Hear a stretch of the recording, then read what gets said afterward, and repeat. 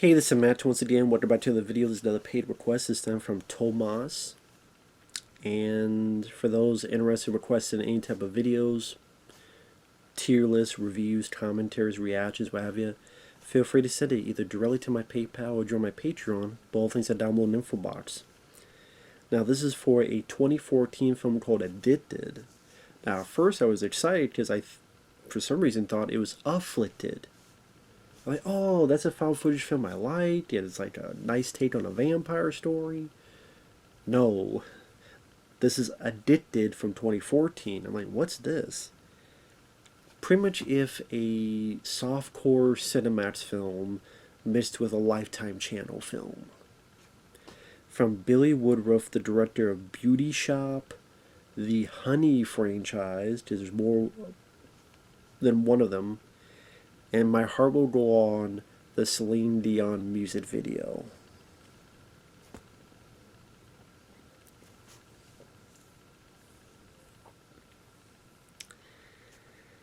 This is an erotic drama that becomes a thriller for like the last 5 minutes, almost out of the blue.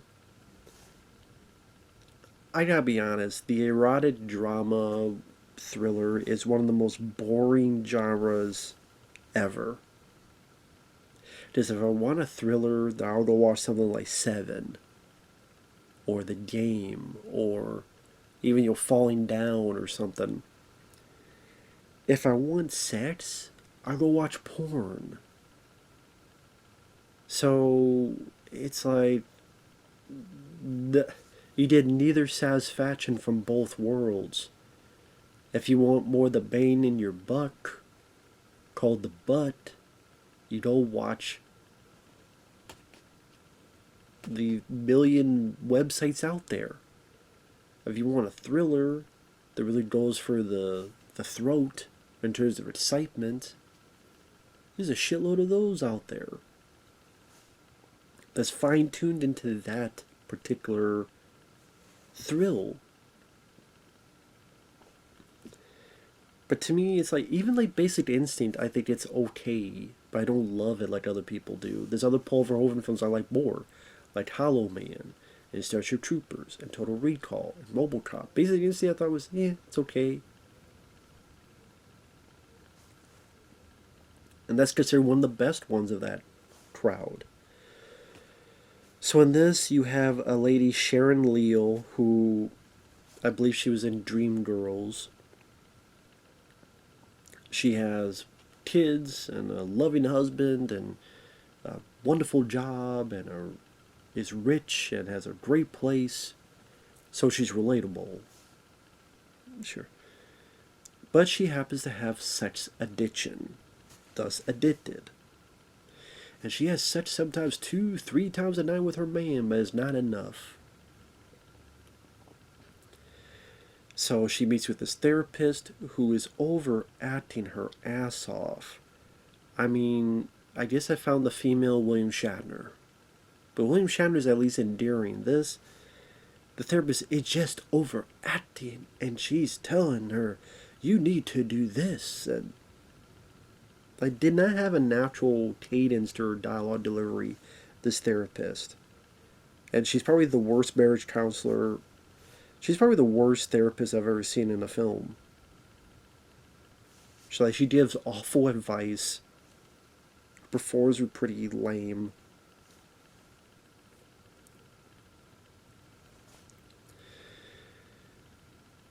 So one thing leads to another. Our lead character is at this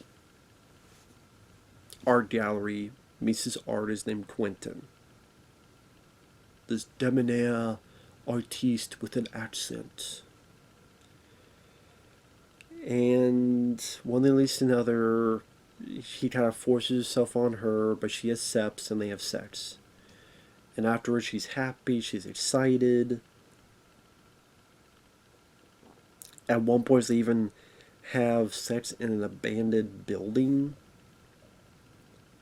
Let me tell you something. If you're having sex,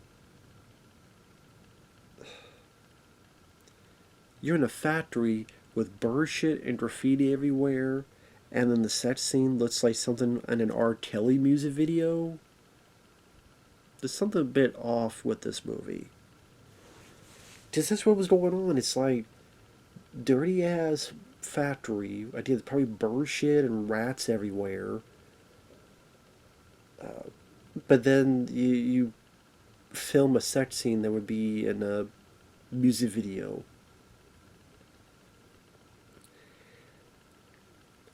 It doesn't really hit with the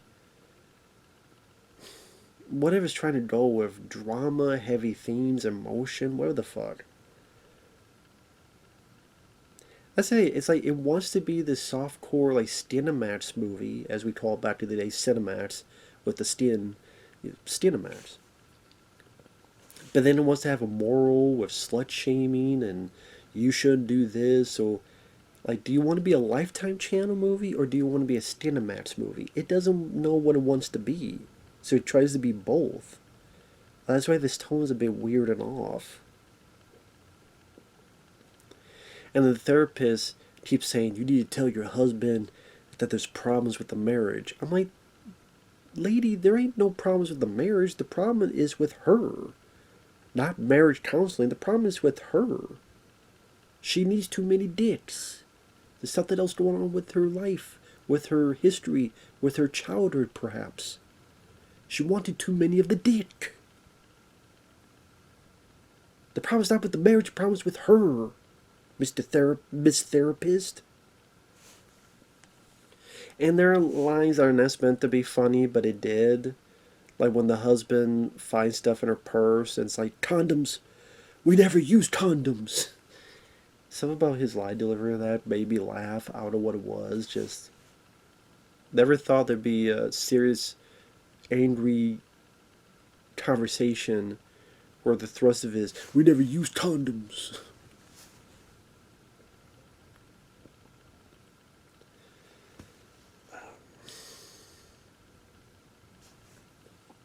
And then also, there's this other guy named Corey that she gets with at a club, which that's not built as much as the other guy, Quentin. Like, the other guy, Quentin, they build a lot more in terms of her being a fan of his art, him saying, can I paint you at one point, blah, blah, blah. This other guy, Corey, just seems to come out of almost nowhere. To a point I kind of wonder, why do we even need this second guy?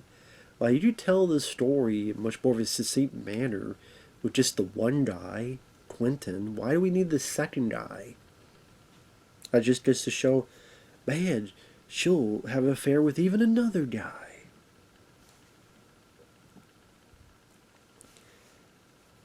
And then,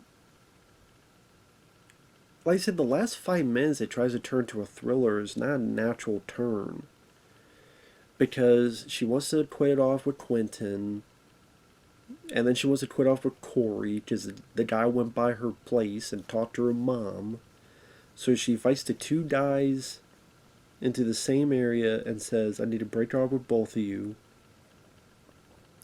Corey gets pissed, and Quentin smashes something across his head. Then Quentin becomes a psycho killer, ready to kill her with some... What the fuck did he have? Like, some painting thing, whatever the fuck it was. Until finally the husband arrives and knocks him out because he found messages on his phone.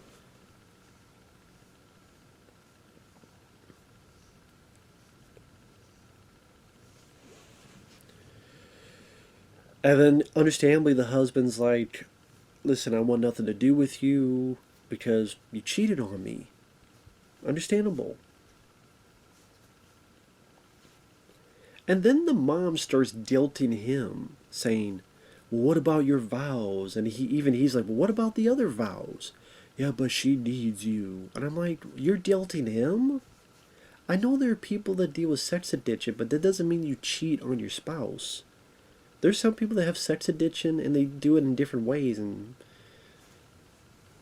videos, they watch a lot of videos, whatever, magazines, whatever. You still cheat on your husband with 2 people. Not just one, but with 2 people. And the mom is still trying to guilt him into going back to her. Then at the last minute, spoiler, you find out that she was abused when she was a kid. The husband hears in this meeting, goes up, hugs her, they're back together again. And then the ending, the end credits tries to have this freeze frame, this big emotional core Lifetime original movie ending.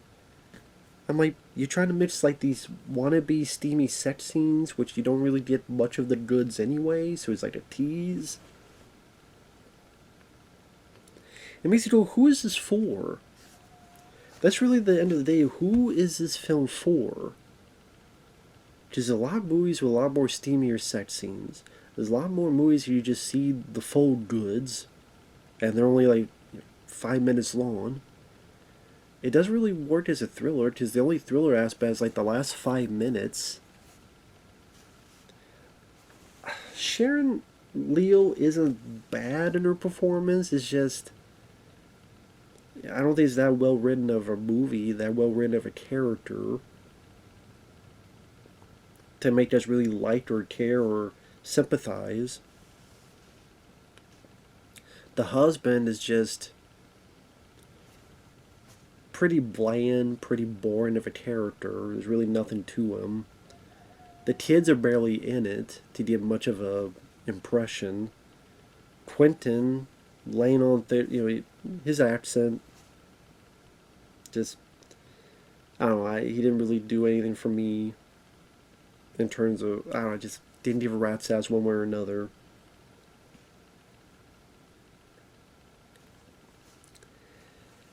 I don't know if Tomas, if you're a fan of the movie or if you saw the film, God, fuck, this is awful. I could buy the second one. But if you liked it, Tease Throne, this, I don't even know what else to say. It's just, like I said, the whole genre itself I find a very boring genre, and even this is just beautiful lady, Sharon Leal, and again, I remember in Dreamgirls she was good. I think she's doing the best she can with this. It's just, I don't know if it wanted to be 50 Shades of Grey, or I know it's based on a novel, never read the story, don't care to.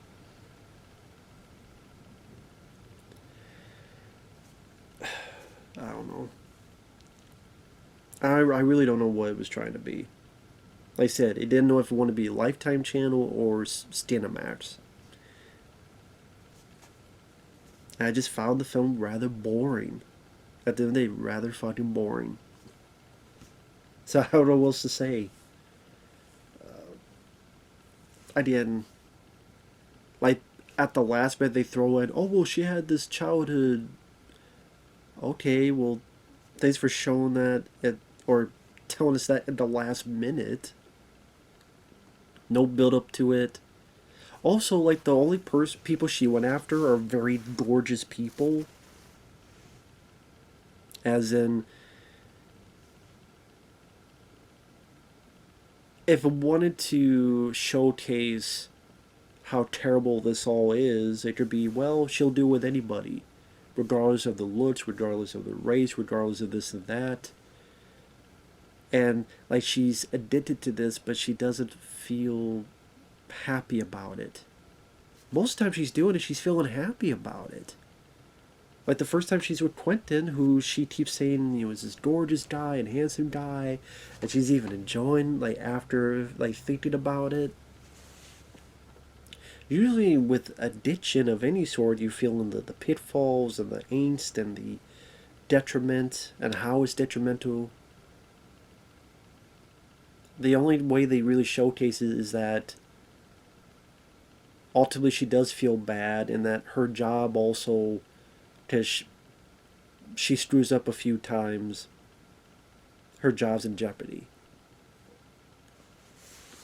But what if it was I don't know, some fugly looking 500-pound guy, and she's not liking it, and she's in some dirty ass bathroom, and she's not liking it, but it's she still needs it because in her mind she's addicted to it, but she's feeling how dirty and scummy and trying to clean it off, so she's taking 1, 2, 3 showers and it's still not enough, but then she still feels addicted to it. Like, maybe that could really get more into the addiction angle of it all, but here it just seemed like a scapegoat to have a bunch of wannabe steamy sex scenes, or him and her and Corey, not him, her and Corey going to this club where it's so artfully directed, and there's a guy in a cage, and there's a people in leather masks, and Eyes Wide Shut meets 50 Shades of Grey, but it's done in this artful style to make it seem not scummy. Like, it seems so pretty that it doesn't takes away the scumminess of it. I don't know if that makes sense. So, like I said, I don't know what the hell they were trying to do.